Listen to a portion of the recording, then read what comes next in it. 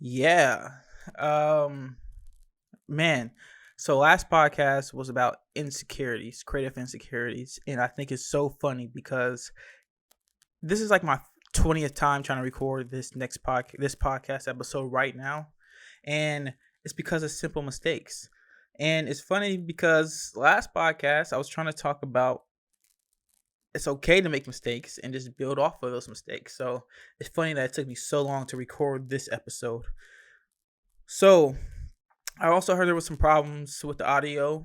I hope that this one goes a lot smoother and I fix a lot of the stuff that I seen when I watched it over. The audio I heard wasn't there part of the time, but I seen that I said and like a lot. Now, like I said, it's about getting better each time you do it. So don't try to be perfect right away. And like I said, it's kind of hard. Even I still struggle with it, and everybody struggles with it. One thing to realize is that even the very best people, the professionals, the people who make money off of it, make mistakes. So if you're starting this off like I'm starting off, it's okay, man. You're going to make mistakes. It's not going to be perfect. It's going to be very weird, but push through. Speaking of very weird, it's very weird just talking to myself and looking at myself on this camera. But hey, you know what? You got to work hard and do what you got to do.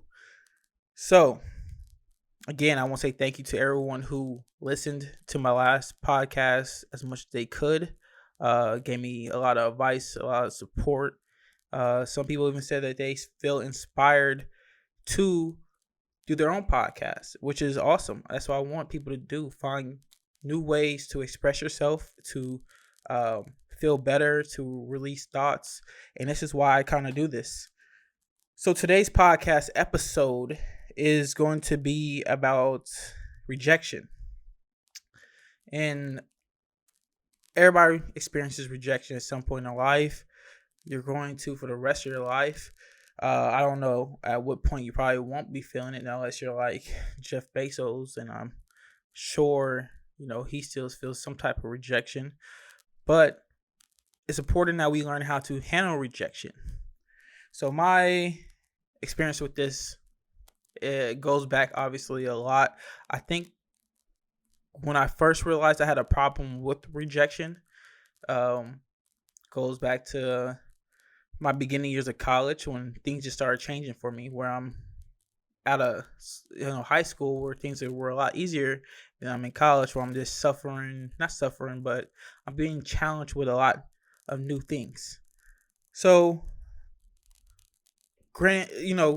needless to say, I didn't handle rejection pretty well in many aspects of life, from relationships to grades, and not necessarily rejection of grades, but just not being happy with what I do.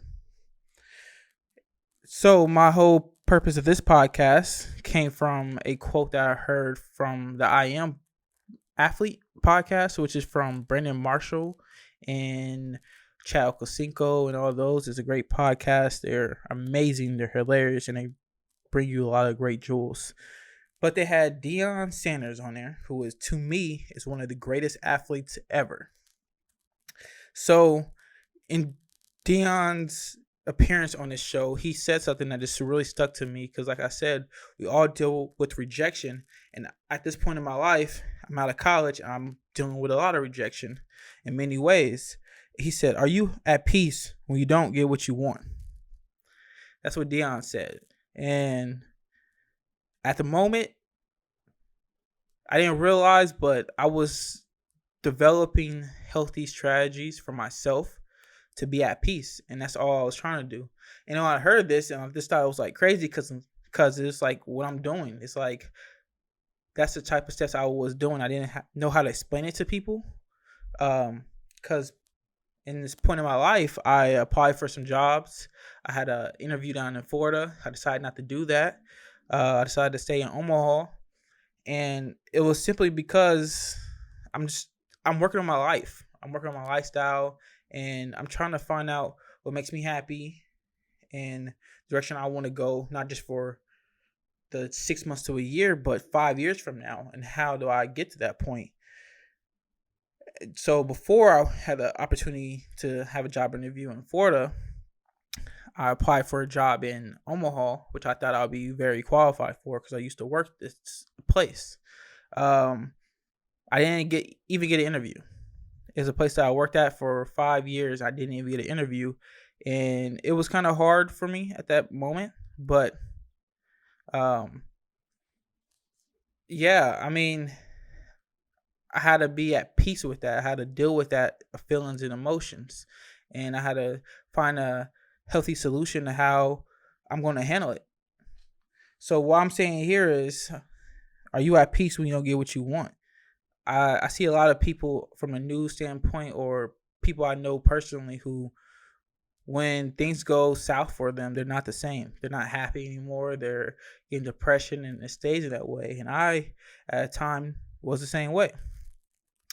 You hear a lot of times about people doing, shootings or domestic violence against a spouse or property because they can't handle rejection.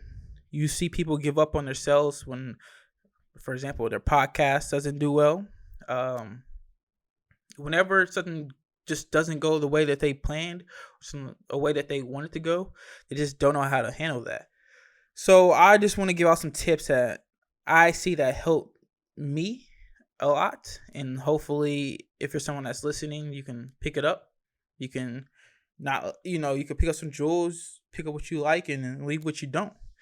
So here are some ways that I think about rejection and how I kind of handle it. So first, I think about rejection in the terms of self-development. My mom used to say that everything's a season. That wherever you're feeling right now is a season. Whether it's a good feeling, a bad feeling, okay feeling, depression, it's all a season.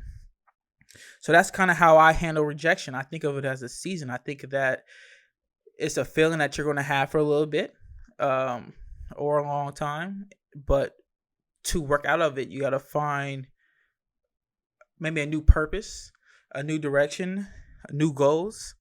But I never let it try to get me too high or too low. I think of this it's an obstacle, and it's just about me trying to overcome it in some way or fashion. So I think about it in terms of self-development. So another thing that I do is it's a challenge. I'm gonna say this is a challenge to think this way. It's a challenge to reframe your mind to think this way. But I'm big on my feelings, and I like to validate my feelings, and I validate my feelings, not in a negative way where I take it out on other people, but I do recognize that I'm sad, that I am going through something, that I don't want to be bothered, that whatever I'm feeling at that moment deserves some attention. Whether it's someone else paying attention to me, or it's more importantly, myself paying attention to myself and how I feel and just moving accordingly. You gotta validate your feelings. I think the feeling of it's a delusional type of thought process here, but the feeling of feeling like you're a failure when you don't have a job or you can't make a relationship work or whatever, embrace it a little bit. Well, I say a little bit, don't let it get to you too much, but realize and really think about, like, what is a failure to you and why do you think you are that, and how can you not necessarily not be that, but how can you reframe the thinking of that. My example for this is my job interview.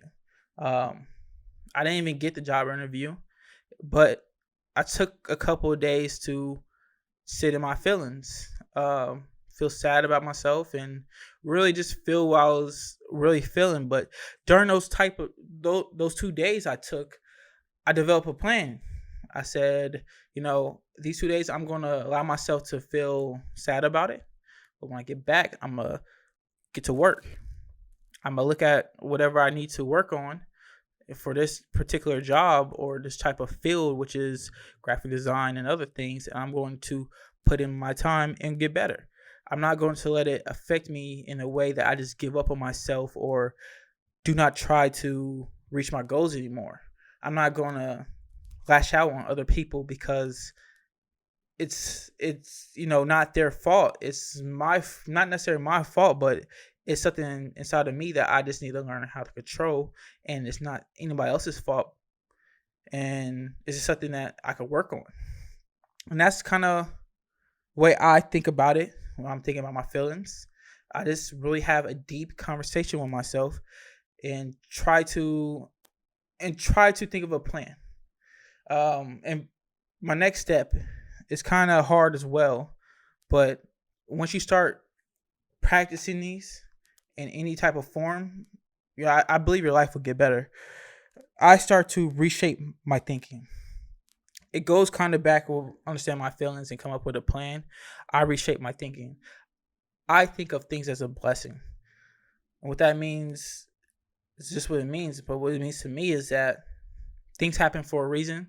If you're a spiritual person like I am, God didn't want that in your life, or God did this to see what you're going to be made of.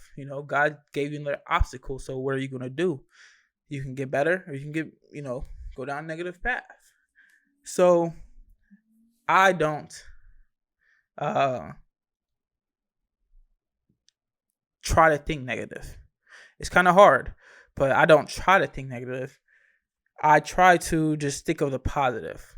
The metaphor that the glass is half empty, half full. That's how I try to think everything. So reshaping your thought process on how you handle things, whether it's a relationship where your girlfriend broke up with you. I had that before, you know what I mean? Like, you want a girl and she doesn't want you. Think about it in a different way. You guys just probably weren't meant to be with each other, but it gives you opportunity to work on yourself and maybe address issues that you had in that relationship, so your next relationship would be okay. Or it gives you opportunity just to reset your life and hit your goals before you get into another relationship. It's just how you think about things. That job, I could have easily just gave up and say, I don't want to apply for no other jobs. No, I'm going to work on these skills. I'm going to get better. I'm going to update my profile, update my resume. I'm going to find more experience.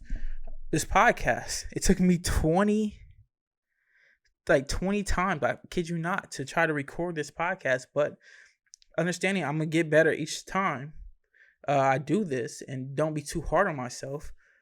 Reshaping my thought process, I'm here to record this now. The way you think about things is really like half the battle. Honestly, it's probably like 90% of the battle. Mentally, the mental part of stuff is probably the hardest part of most things. My last thing I wanted to just say today is, from thinking about it inside of terms of self-development, challenge yourself to learn your feelings and to validate your own feelings, but then reshape your thoughts. And this why this is important, because we live in a society, like I said before, that a lot of us are not taught at an early age how to handle rejection. A lot of us get into these relationships and we don't know how to handle rejection in that. Get into this business and we give up on ourselves, or just rejection, period.